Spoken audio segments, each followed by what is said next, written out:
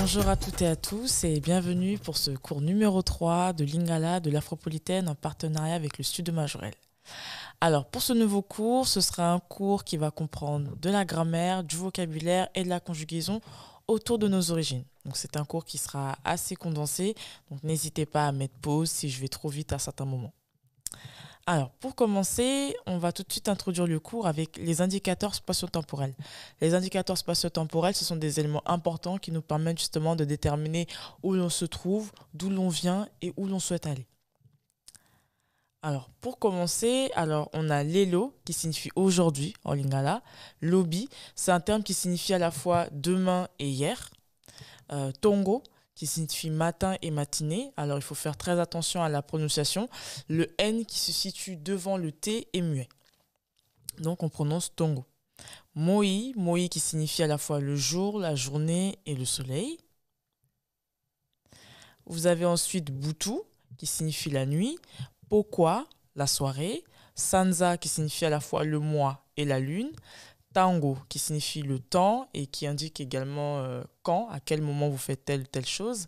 Mbula, qui signifie à la fois l'âge et l'année.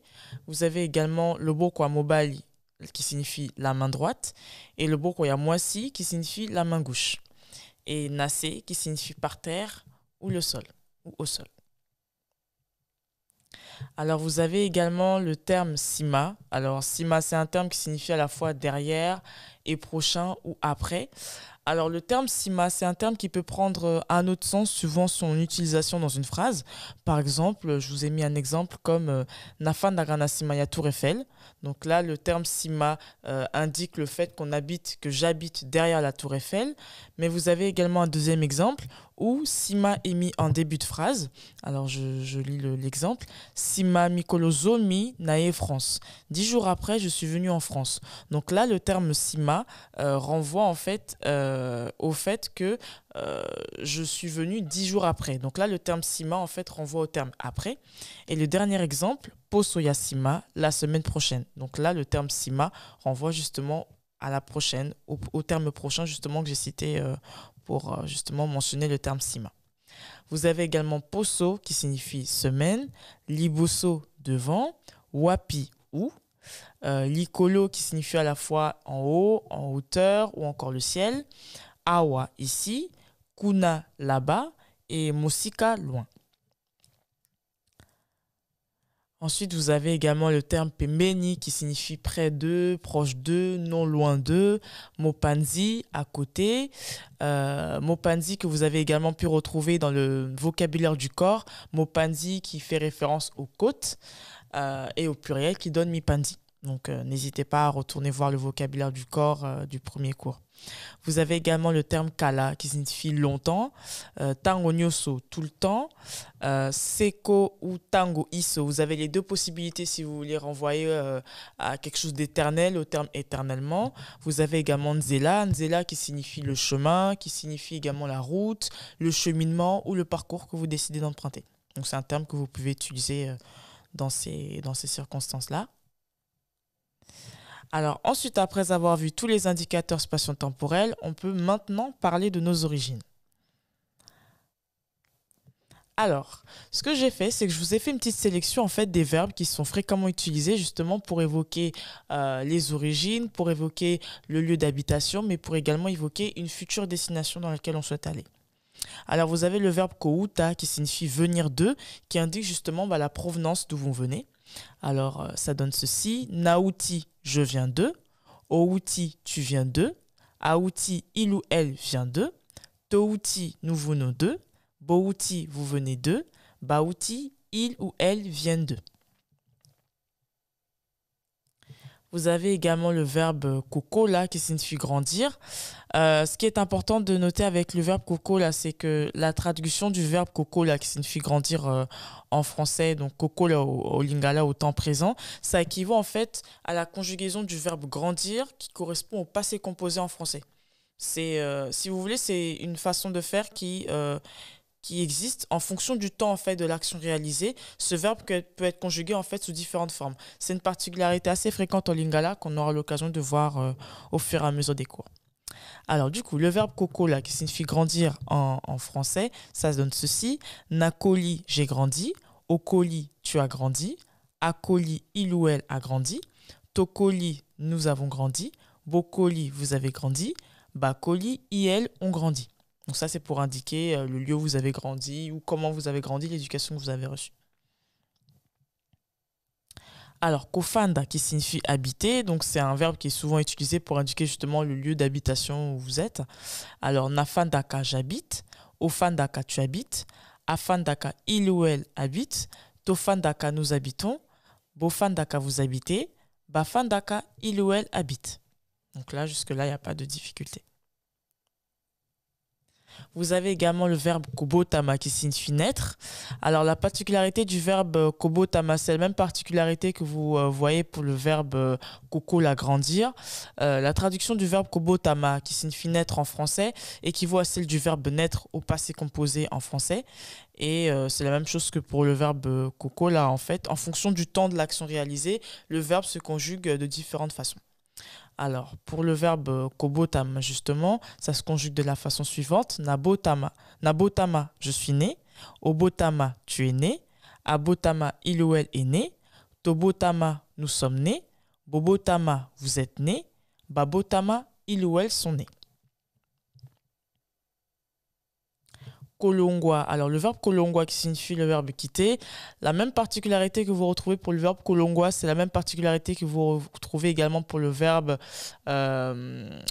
koko, la grandir. Donc, c'est vraiment la même particularité. La conjugaison que vous voyez du verbe kolongwa, au lingala, correspond en fait à la conjugaison du verbe quitter, mais au passé composé. Alors, en lingala, ça donne nalongwa, j'ai quitté. Olongwa, tu as quitté. Alongwa, il ou elle a quitté. Tolongwa, nous avons quitté. Bolongwa, vous avez quitté. Balongwa, il ou elle ont quitté. Donc ça, c'est pour indiquer en fait quand vous changez de lieu de domiciliation ou que vous quittez un endroit, c'est un verbe que vous pouvez utiliser pour cette circonstance. Alors ensuite, vous avez le verbe kokende qui signifie partir. Alors, le verbe kokende a plusieurs particularités.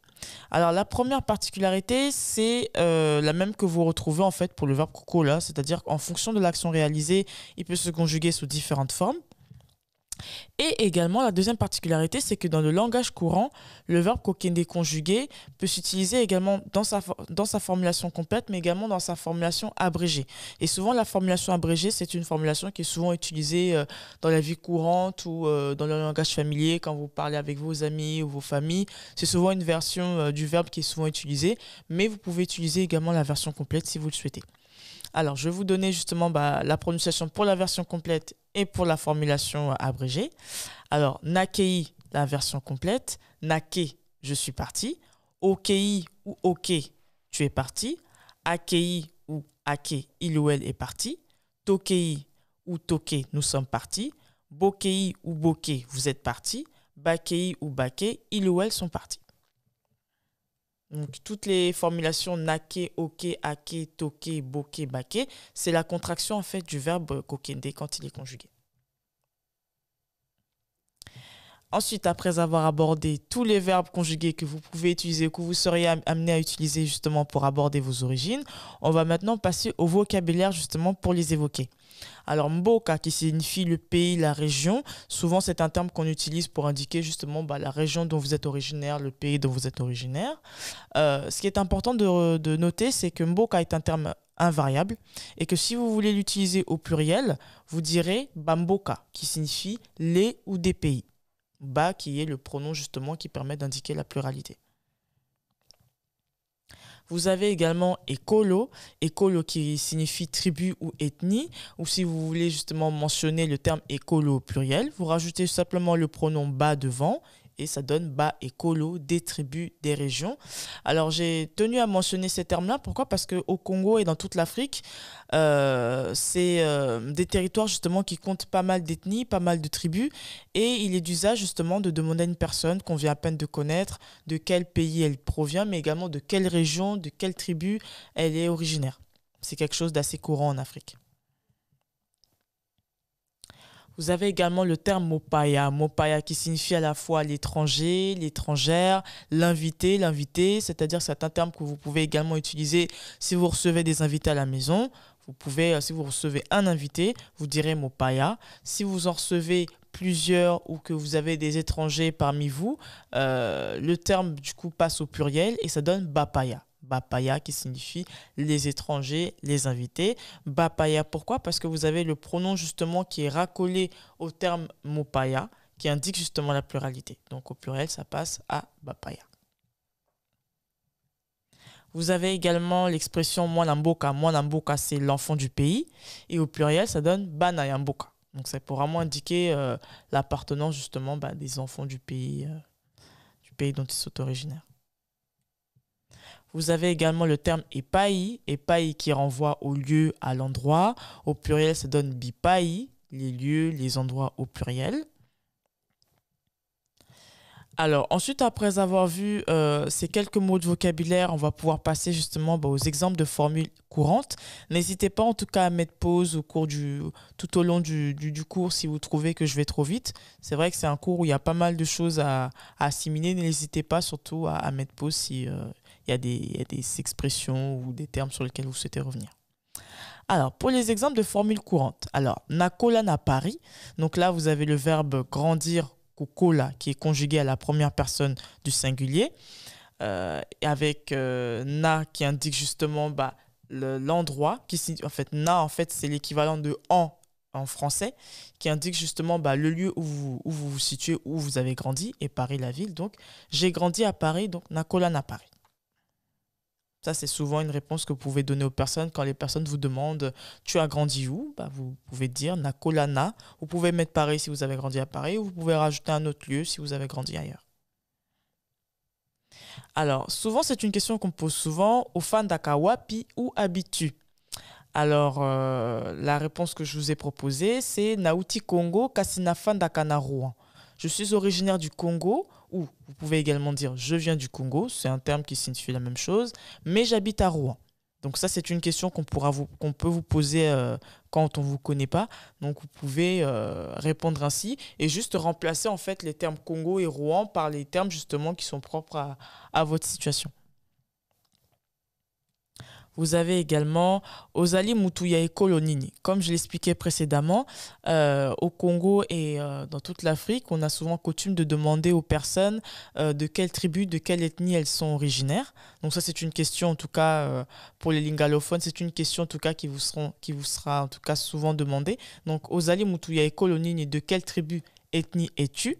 Et vous pouvez répondre Nazali Muluba. Alors, le terme Muluba, en fait, ça renvoie justement à une tribu qui s'appelle le Luba, justement, qui est située au Kasaï, en République démocratique du Congo. Donc ça, c'est un exemple que j'ai pris. Mais vous pouvez également dire Nazali Breton, si vous venez de la Bretagne.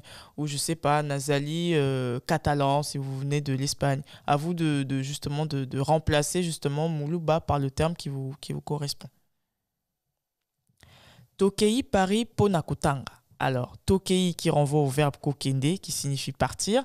Nous sommes partis, donc là c'est le verbe kokende conjugué à la première personne du pluriel. Ponakutanga pour étudier. Nous sommes partis à Paris pour étudier. Donc ça c'est souvent une réponse que vous pouvez demander si les personnes vous demandent pourquoi tu es à Paris ou pourquoi tu es à telle ville. Et là c'est un exemple type qui vous permet justement d'indiquer les raisons pour lesquelles vous êtes là. Nalongwa mboka nanga na mawa. Alors, nalongwa, donc ça fait référence, c'est la première personne du singulier du verbe kolongwa qui signifie quitter, qu'on a vu tout à l'heure. Mboka, mon pays. Nanga, qui indique justement l'appartenance. Et namawa, avec peine, avec tristesse. J'ai quitté mon pays avec tristesse. Okola wapi, donc okola qui fait référence au verbe grandir qui est conjugué à la deuxième personne du singulier. Wapi qui est un indicateur justement qui indique le lieu. Où as-tu grandi? Nakola na Brazzaville. Donc nakola, vous avez le verbe kokola à la première personne du singulier, grandir. Na Brazzaville, donc qui indique justement le lieu où vous avez grandi. Donc j'ai grandi à Brazzaville. Et vous pouvez toujours remplacer justement les termes par les termes justement qui vous sont propres. Nabotama na France T, kasinakola awa. Je ne suis pas né en France, mais j'ai grandi ici. Ça, c'est souvent une réponse que vous pouvez donner à une personne qui vous demande où tu es né. Et là, vous pouvez répondre si vous n'êtes pas né en France. Vous pouvez également l'indiquer grâce à ce genre de phrase. Na botama na France te, kasina kola awa. Je ne suis pas né en France, mais j'ai grandi ici. Donc là, dans cette phrase, vous avez notamment le verbe naître à la première personne du singulier. Vous avez l'indicateur spatial awa qui signifie ici. Vous avez également le verbe kokola à la première personne du singulier nakola.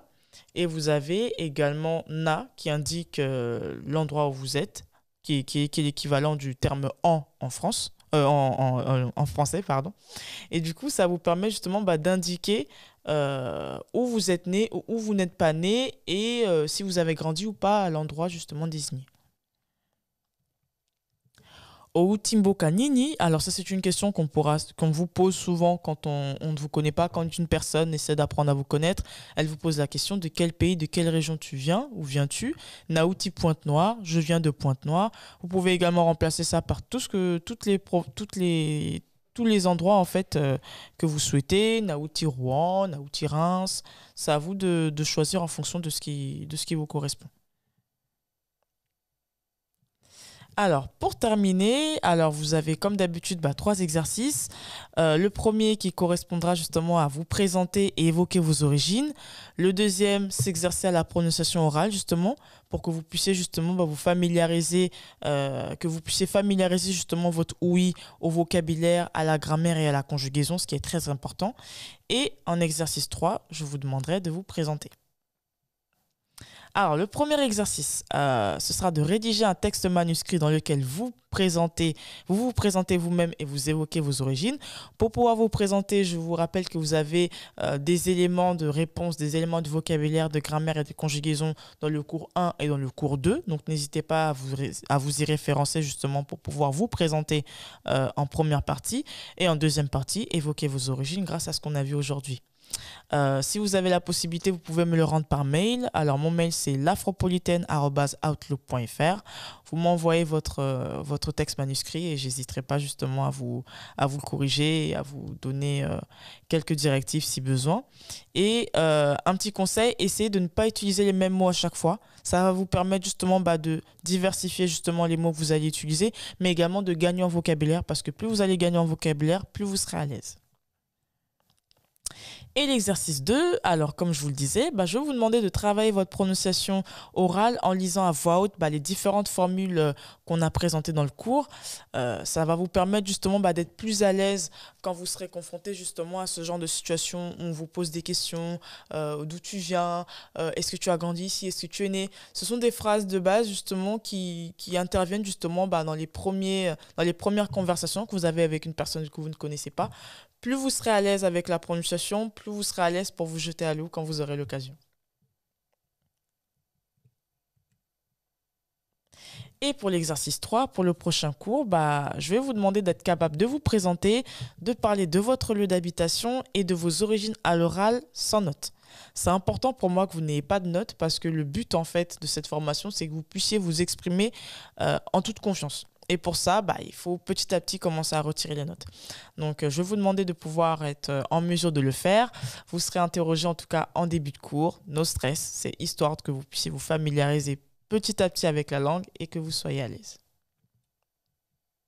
Et je vous remercie du coup d'avoir suivi ce cours numéro 3. N'hésitez pas à me contacter si vous avez des questions et à mettre pause en tout cas au moment où ça a été un peu plus rapide pour vous. Merci et à la prochaine.